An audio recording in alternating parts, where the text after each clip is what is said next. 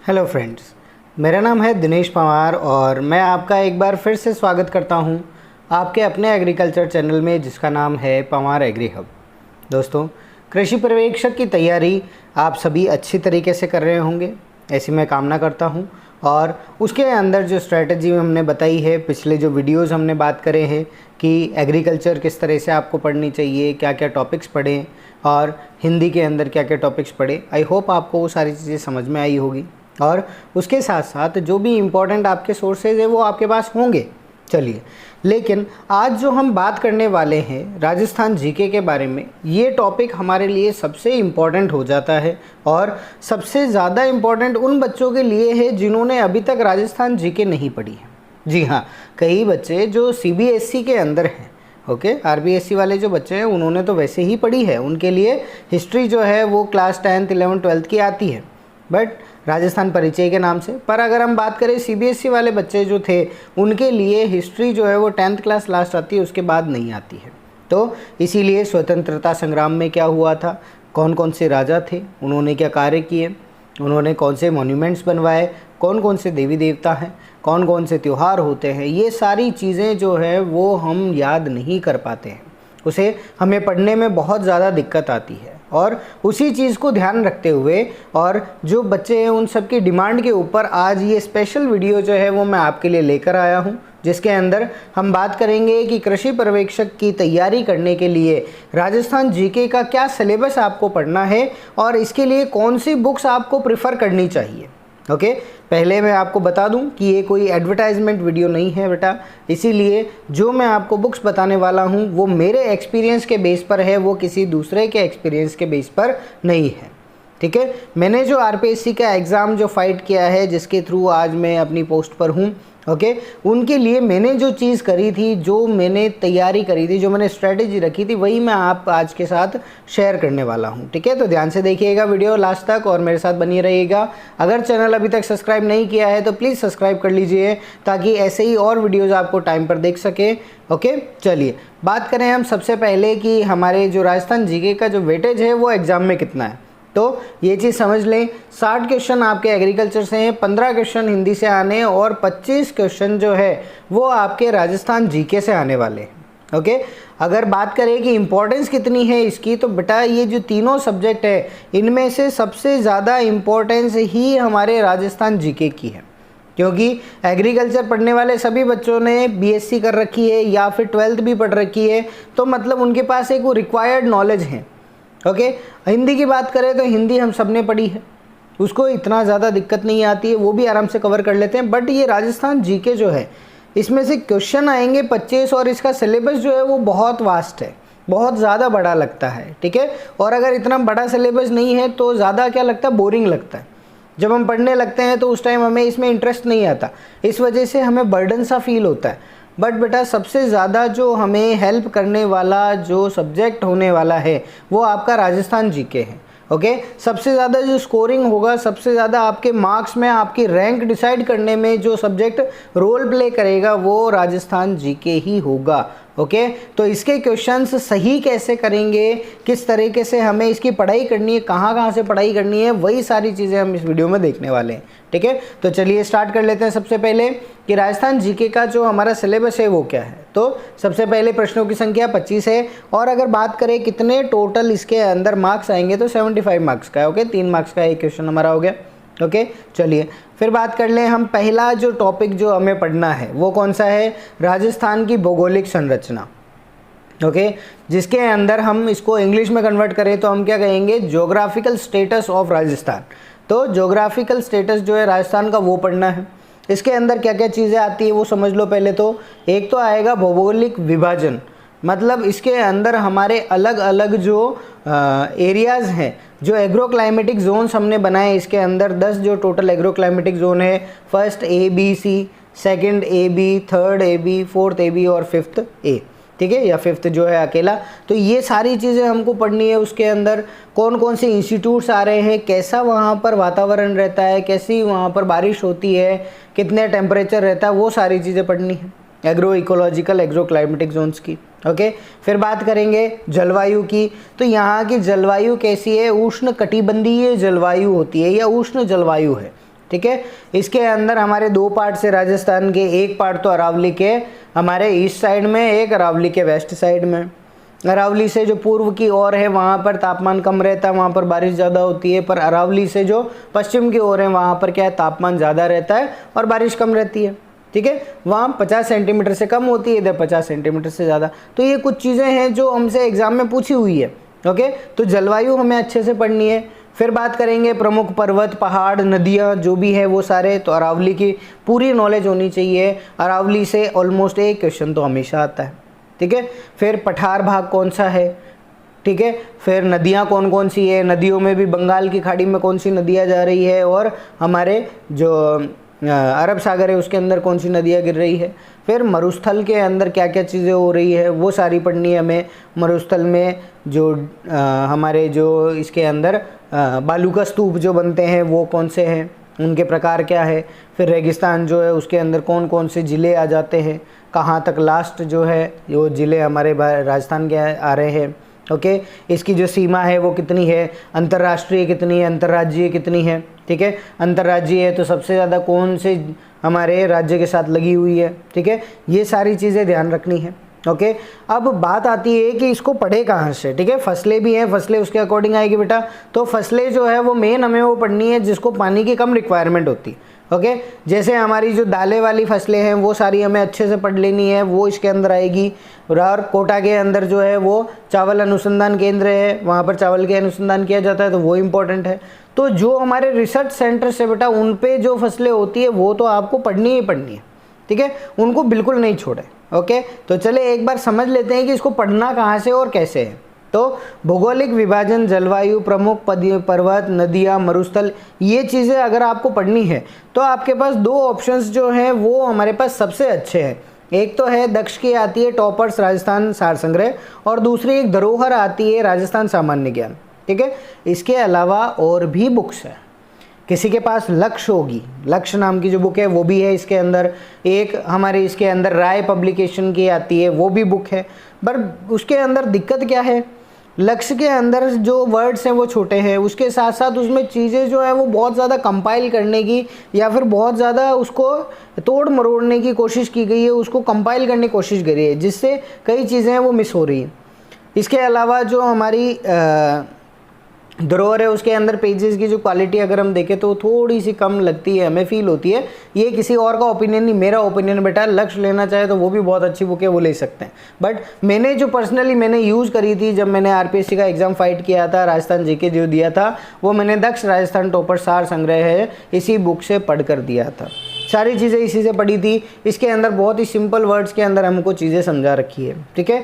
और धरोहर की बात करें तो धरोहर भी बहुत अच्छी बुक है, ये भी मैं कंसिडर करना चाहूँगा, ये भी मैं आपको बताना चाहूँगा, अच्छी बुक है, ये आप लेना चाहें आप ले सकते हैं, ठीक है। तो इन दोनों में से कोई भी एक बुक को आप ले लीजिए बेटा, दोनों सफिशिएंट है, दोनों अच्छी है। इसके अलावा बाहर कोई पढ़ने की अलग से हमको रटने की ज़रूरत नहीं पड़ेगी, सारी चीज़ें इसके अंदर से आप कवर कर लेंगे, ठीक है। चलिए फिर बात करें कि राजस्थान जो हमारे सेकंड पार्ट है वो क्या है, राजस्थान का इतिहास, ओके। तो राजस्थान के इतिहास में 2 चीज़ें आएंगी। एक तो आएगा इसके अंदर व्यक्तित्व के बारे में, मतलब लोगों के बारे में। एक आएगा लोगों ने जो चीज़ें बनाई हैं उनके बारे में, ठीक है। तो लोगों ने क्या चीज़ें बनाई है बेटा, जैसे हमारे अलग अलग हमारी हवेलियाँ हो गई, या हमारे जो अलग अलग क्या हुए महल हो गए, या फिर हमारी जो सभ्यताएं बनी है जैसे कालीबंगा और आहड़ सभ्यता है वो इम्पोर्टेंट है।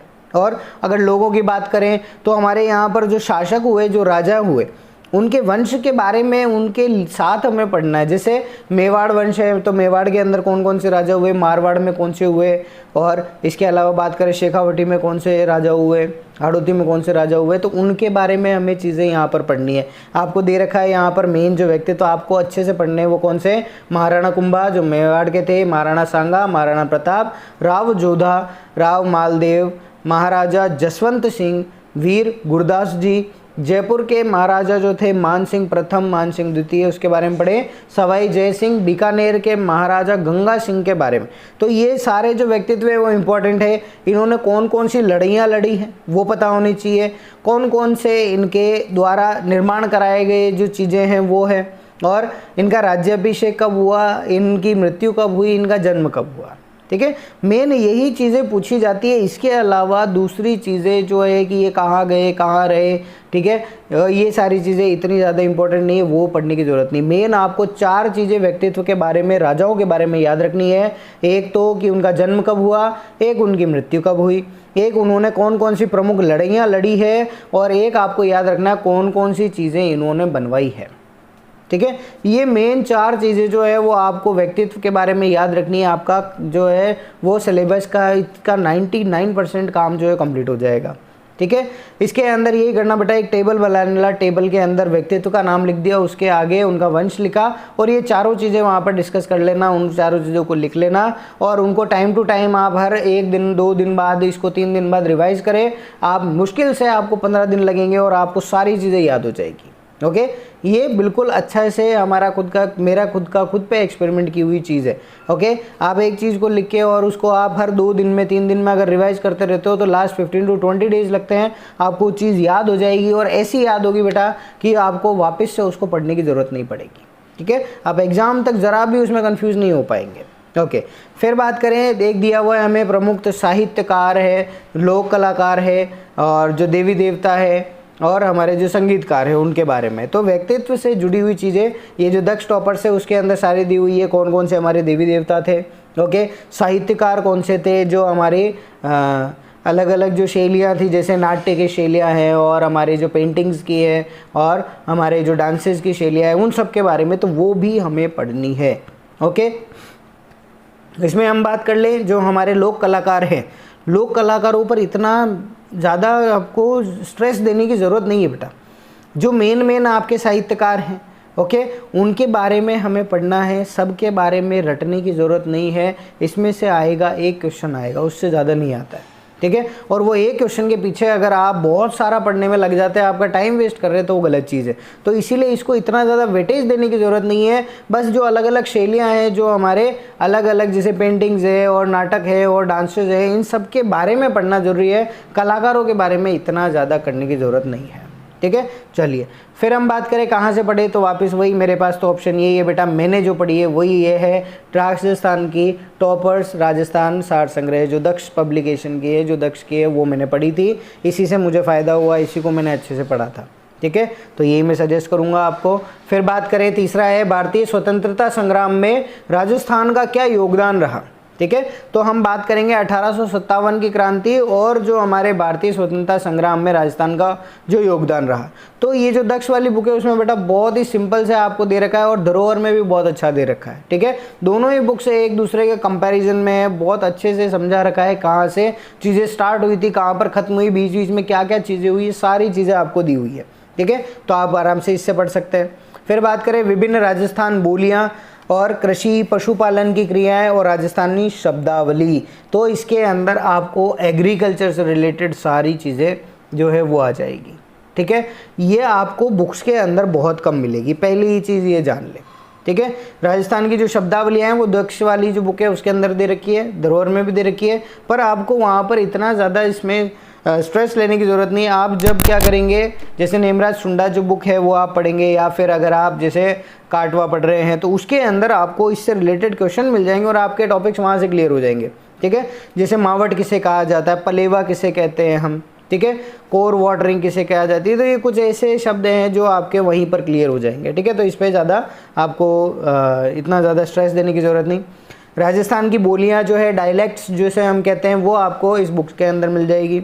फिर बात करें कृषि पशुपालन और व्यावसायिक शब्दावली, तो बेटा ये भी आपको जीके की बुक्स में इतना ज़्यादा उसको सर्च करने की या टाइम वेस्ट करने की ज़रूरत नहीं है, वो आप एग्रीकल्चर जो पढ़ रहे हैं उसी के अंदर कंप्लीट हो जाएगा, ठीक है। चलिए फिर बात करें राजस्थान के लोक देवी देवता, प्रमुख जो संत थे और उनके संप्रदाय, ठीक है। तो ये इंपॉर्टेंट क्वेश्चन है, इसमें से ये जो टॉपिक है बेटा, इस टॉपिक में से क्वेश्चन हर बार आता है, ठीक है। हर बार क्वेश्चन आना फिक्स है इस टॉपिक में से, तो इस टॉपिक को बिल्कुल मत छोड़ना। देवी देवताओं के बारे में जो आपको पढ़ना है, एक तो ये कि ये देवी देवता जो हैं वो किसके हैं, मतलब ऊँटों के जैसे देवता है पाबू जी हम बात करते हैं, ठीक है। और फिर गायों के देवता की बात करते हैं तो हमारे जैसे जो लोक देवता है वो आ जाएंगे। फिर इसके बाद अलग अलग जानवरों से रिलेटेड जो देवी देवता है वो। फिर अगर बात करें दूसरा हमारे आता है कौन सी देवता का मंदिर कहाँ पर स्थित है। जैसे हम बात करें जो हमारे शीतला माता है उनका मंदिर कहाँ पर है, सबसे करणी माता का जो मंदिर है सबसे ज़्यादा फेमस कहाँ पर है, तो दशनोक बीकानेर के अंदर है। ठीक है, तो ऐसी चीज़ें जो है वो आपको इनके बारे में पढ़नी है। और संत संप्रदाय की बात कर लें तो कौन से संत हैं वो कौन से संप्रदाय के थे, ठीक है, और वो हमें ध्यान रखना है। फिर बात करें प्रमुख जो हमारे इसके अंदर पर्व है, त्यौहार है, मेले हैं, ठीक है, वो ध्यान रखना है। इसके लिए पहले तो आपको कैलेंडर पढ़ना आना चाहिए, ठीक है, जैसे जनवरी, फरवरी, मार्च, अप्रैल, मई ये पढ़ते हैं ना, ठीक है, उसी तरह हिंदी कैलेंडर है वो आपको पहले पढ़ना है। वो 12 महीने जो है वो आपको याद करने, ठीक है, जैसे ज्येष्ठ जो है वो कब आता है, आषाढ़ है वो कब आएगा, बैसाख जो है वो कब आता है, ठीक है, चैत्र कब होता है। तो ये सारी चीज़ें जो है पहले आप उन एक कैलेंडर निकाल लो, गूगल पे मिल जाएगा बेटा, गूगल पर सर्च करोगे हिंदी कैलेंडर, उन सब के नाम आ जाएंगे। ओके, कौन सा महीना कौन से हमारे जो दूसरे महीने के अंदर हिंदी महीना और इंग्लिश महीना जो चल रहा है उन दोनों को कंपेयर करना, कौन सा किस में आ रहा है। उसके बाद में फिर आपको त्यौहार पढ़ने, कौन सा त्यौहार कब आ रहा है। त्यौहार के अंदर भी मेन जो त्यौहार है वो देखने, हमारे एकादशी से रिलेटेड है, होली, दिवाली है, राखी है, ऐसे त्यौहार जो है वो आपको देखना है, ठीक है। शीतला सप्तमी कब आता है, तो नाम ही बता दिया सप्तमी है, तो सप्तमी के दिन आएगा, पर कब आएगा वो उसके अंदर हमें ध्यान रखना है, ठीक है। होली कब आती है और राखी कब आती है, ऐसी चीज़ें उसके अंदर पूछी जाती है। और मेलों की बात करें तो बेटा मेले जो है वो पशु मेले जो इम्पोर्टेंट है, ज़्यादा नहीं है, कुछ एक ही है, बहुत कम है, सिंपल से हैं, पर पशु मेले जो है वो हमें याद रखने की, पशु मेले कौन से कहाँ पर लगते हैं। सबसे बड़ा पशु मेला राजस्थान में कहाँ लगता है, नागौर में लगता है, ठीक है। कुछ ऐसी चीज़ें, सबसे बड़ा मेला कौन सा है, सबसे छोटा कौन सा है, कौन सा मेला कहाँ पर लग रहा है, कब लगता है, वो चीज़ें इसके अंदर याद रखनी है, ठीक है। चलिए, और ये जो टॉपिक है हमारे लोक देवी देवता और प्रमुख पशु मेले त्यौहार, ये लक्ष्य के अंदर अच्छा दिया हुआ है, ठीक है। तो अगर आपको मिल जाता है ठीक है, नहीं मिलता है तो बेटा आपके फ्रेंड्स के पास हो तो PDF मंगा लो उससे, ठीक है, उनसे पूछ के उससे आप ले सकते हैं, उससे आप यूज़ कर सकते हैं उसको, ठीक है। लक्ष्य के अंदर ये काफ़ी अच्छी चीज़ दी हुई है, लक्ष्य से ज़्यादा बेटर है, ये चीज़ मैंने नोटिस करी है, ठीक है। फिर बात करें राजस्थानी लोक कथा, लोकगीत, नृत्य, मुहावरे, कहावतें, ये सारी चीज़ें इसके अंदर है, ठीक है। वाद्य यंत्र कौन से, लोक नाट्य कौन से हैं, फड़ चित्रकला जो है उसके अंदर फड़ वाचन क्या होता है, कठपुतली कला है क्या है, ठीक है। तो ये बिल्कुल सिंपल से और बहुत छोटे छोटे और अच्छे टॉपिक है, इनको पढ़ने में कभी बोरियत नहीं होती। जैसे लोक कथाएँ कौन कौन सी है, कौन सी लोक कथा कहाँ पर बोली जाती है, लोकगीत कौन कौन से हैं, कौन सा गीत कहाँ पर गाया जाता है, लोक नृत्य कौन से हैं, किस किस के हैं। जैसे मान लो जातियों के आधार पर बांटे हुए हैं, जैसे हमारे जो गरासिया जनजाति है, सहरिया जनजाति है, उनके नृत्य कौन से हैं, कालबेलिया जनजाति के नृत्य कौन से हैं, ठीक है, और कालबेलिया नृत्य कहाँ पर किया जाता है, कौन से क्षेत्र में किया जाता है। तो ऐसे ही क्वेश्चन आएंगे बेटा, ठीक है। मुहावरे और कहावतें जो हैं वो आपके हिंदी के अंदर आ जाती है, इसमें इतना आपको स्ट्रेस करने की ज़रूरत नहीं है, वो यहाँ पर कंप्लीट हो जाएगा, ओके। फिर लोक नाट्य है, लोक वाद्य कौन कौन से, रावण हत्ता जो कहा जाता है वो क्या चीज़ होती है, ठीक है, कठपुतली कला से रिलेटेड है, वो ऐसी चीज़ें जो है वो नॉर्मली कौन से एरिया में कौन सी कला है वो सबसे ज़्यादा है, ओके। और उसके बाद वो किसके द्वारा की जाती है, ये दो चीज़ें ही मेन ध्यान रख लो आप। अगर ये क्वेश्चन आएगा तो इन दो चीज़ों में अगर आएगा तो सबको आ जाएगा, इसके अलावा कुछ उल्टा सीधा पूछ लिया तो वो नहीं आने वाला, ठीक है, तो इसका ध्यान रखें। फिर आएगा विभिन्न जातियाँ और जनजातियाँ, कहाँ कहाँ पर जनजातियाँ जो है वो रहती हैं और कितनी उनकी पॉपुलेशन है, सबसे ज़्यादा पॉपुलेशन कहाँ है, सबसे कम कहाँ है, ठीक है। तो ये इतना ज़्यादा इंपॉर्टेंट नहीं है, इस पर इतना स्ट्रेस नहीं करना है। फिर स्त्री पुरुषों के वस्त्र और आभूषण, ये बहुत इंपॉर्टेंट है बेटा, इससे क्वेश्चन हर बार आता है, ठीक है। वस्त्रों से तो कम है पर आभूषणों से तो पूछा ही जाता है, ठीक है। इसके अंदर क्वेश्चन है, क्वेश्चन भी बहुत अच्छा पूछा हुआ, पिछली बार सुपरवाइज़र के अंदर क्वेश्चन जो पूछा हुआ था, ठीक है, कि कमर पर जो है वो एक जो आभूषण है वो पूछा गया था, उसके अंदर कमर पर कौन सा आभूषण है, ये आभूषण कहाँ पर पहना जाता है, तो कमर पर पहना जाता है। तो ये चीज़ें आती है, नाक के कौन से आभूषण हैं, ठीक है, गले के आभूषण कौन से हैं, ओके, पैरों के हाथों के आभूषण है, वो सारे आभूषण जो है हमें पता होने चाहिए, ठीक है। जैसे चूंप है तो ये किसका आभूषण है, ये दांतों का आभूषण है, ठीक है, ये चीज़ है। फिर चित्रकारी और हस्तशिल्प कला की बात करें तो चित्रकला की विभिन्न शैलियाँ हैं और कौन कौन से हमारे चित्रकार हुए हैं उसके, और शिल्प कला के अंदर हमारी सारी अलग अलग चीज़ें आ जाए, जैसे उस्ता कला है, काष्ठ कला कौन सी है, ठीक है, औजार या नमदा या गलीचा जो कला है वो कहाँ की फेमस है, फिर मीनाकारी कहाँ की फेमस है। तो ये हस्तशिल्प कलाएं भी आपको दक्ष में बहुत अच्छी दे रखी है। लक्ष्य की जो बुक है उसमें और अच्छे से दे रखी। तो ये टॉपिक जो है ये भी आपको लक्ष्य की बुक से पढ़ लो तो बेटा कोई बुराई नहीं है, आपको अच्छे से याद हो जाएगा। शिल्प कलाओं के लिए, चित्रकारी के लिए जो याद करना है वो समझ लो। एक तो हमें याद रखना है कि कौन सी चित्रकला कहाँ पर है, कहाँ की फेमस है। दूसरा ध्यान रखना है कि उसकी जो अलग अलग चित्रकार हैं वो चित्रकार मेन फेमस कौन थे, ठीक है। फिर याद रखना शिल्प कला के अंदर तो हमारे ये कलाएं कहाँ पर होती हैं सबसे ज़्यादा, और इससे हमारा जो इसकी इम्पोर्टेंस है वो क्या है। जैसे गलीचे कहाँ बनाए जाते हैं, जैसे उस्ता कला है, ठीक है, तो उस्ता कला किसे कहते हैं, और जो नमदा कला है इसे क्या किसको कहते हैं, ये ऐसे क्वेश्चंस इसके अंदर आते हैं, ठीक है। तो ये था हमारा कंप्लीट सिलेबस किसका, राजस्थान जीके का, जो आपको आपके एग्रीकल्चर सुपरवाइज़र के लिए याद रखना है, ठीक है। याद रखने का तरीका मैं आपको बता चुका हूँ कि हमको क्या करना है, एक टेबल बनानी है बेटा, ठीक है। आपको ऐसा नहीं करना है कि हर एक चीज़ अलग अलग पढ़ ली और उसके बाद उसको रट रहे, नहीं करने की ज़रूरत है। सारी, जैसे मान लो चित्रकारी पढ़ रहे हैं तो चित्रकारी की सारी शैलियाँ एक जगह लिख लो, उसके बाद उससे रिलेटेड चीज़ें वो उसके सामने लिख लो।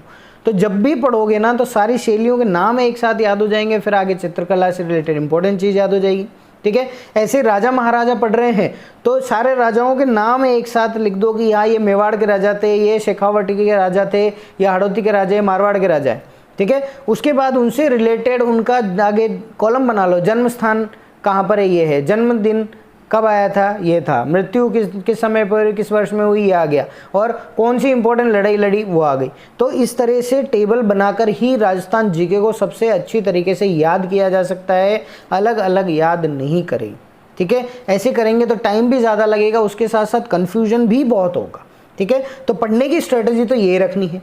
पढ़े कहाँ से, तो मैंने बता दिया आपको कि दक्ष वाली जो अपनी बुक है वो मैंने यूज़ करी थी, इसीलिए मैंने आपको बताई बेटा। इसके अलावा आप जो चाहे वो बुक यूज़ कर सकते हैं, चाहे धरोहर यूज़ करें, चाहे लक्ष्य यूज़ करें, चाहे राय पब्लिकेशन की जो बुक आती है राजस्थान परिचय वो यूज़ करें, कोई से भी बुक यूज़ कर सकते हैं, ठीक है। सबके अंदर लगभग वही चीज़ें हैं, सारी की सारी वही चीज़ें, बट मुझे जो लैंग्वेज इजी लगी, जो लैंग्वेज अच्छी लगी, वो मुझे इस बुक की लगी थी, इसीलिए मैंने वो प्रेफर आपको बोली।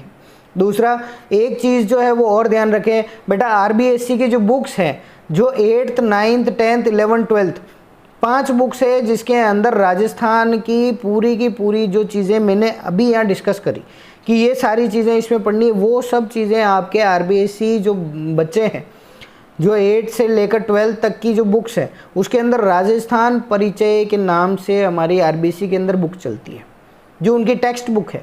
वो टेक्स्ट बुक आपको किसी भी जनरल स्टोर पे मिल जाएगी, और बेटा उसकी प्राइस बहुत कम है, कोई 50 रुपये 30-40 रुपये की प्राइस नहीं है, ओके।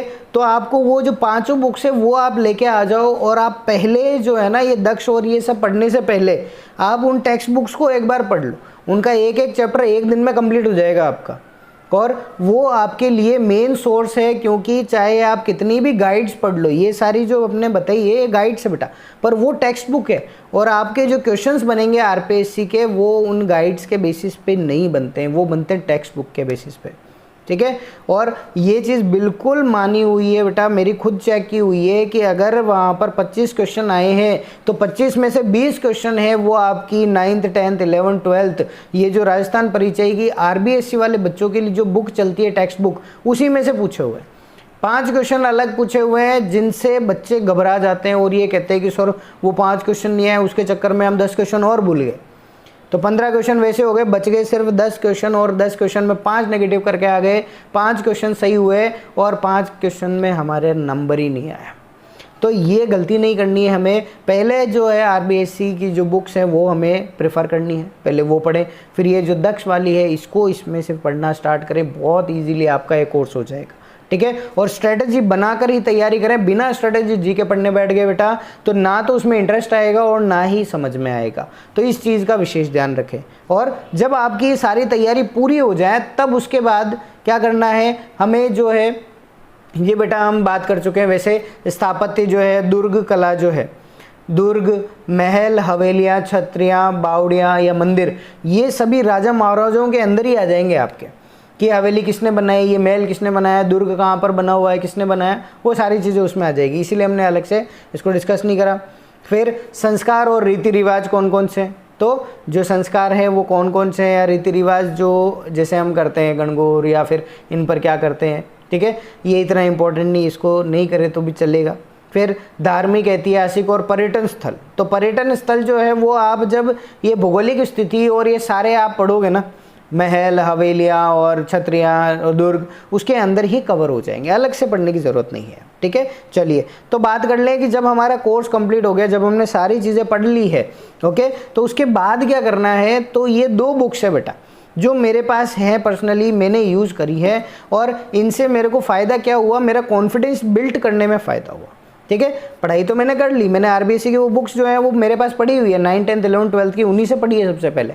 फिर दक्ष यूज़ करी है, दक्ष से मैंने पढ़ाई करी, उसके बाद लास्ट में ये 2 बुक्स में लेके आया था जिनसे मुझे थोड़ा अच्छा फ़ायदा हुआ, मेरा कॉन्फिडेंस बिल्ड हुआ कि मुझे 25 में से 20 क्वेश्चन तो हो ही जाएंगे मेरे, और अगर नहीं भी हुए तो इतने क्वेश्चन ज़रूर हो जाएंगे जितने मेरे पड़ोसी को नहीं आ रहे। और मुझे वहाँ पर पेपर से कंपटीशन नहीं है, मेरा वहाँ कंपटीशन पेपर से नहीं करना है, मेरा कंपटीशन है वो उन दूसरे बच्चों से है, उनसे मुझे आगे निकलना है, ठीक है। तो इसीलिए ऐसा नहीं करे बेटा कि मेरे को 25 में से 25 करनी, ये टारगेट लेकर जाए, ये टारगेट मत लेकर जाना।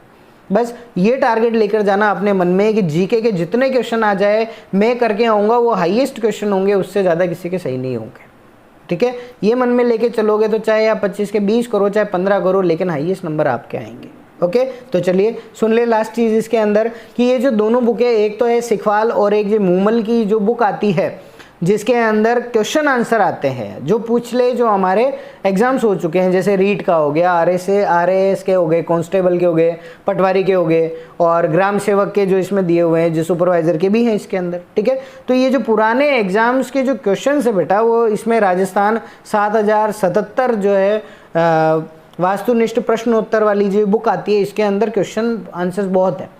तो जब आपका कोर्स कंप्लीट हो जाए, जब आप एक टॉपिक कंप्लीट कर लें, तो उस टाइम धीरे धीरे इनको भी सॉल्व करते रहें, इससे आपको मदद मिलेगी, आपका कॉन्फिडेंस जो बढ़ेगा कि हाँ मुझे ये क्वेश्चन भी आता है, मैंने इतनी चीज़ याद कर ली है, ओके।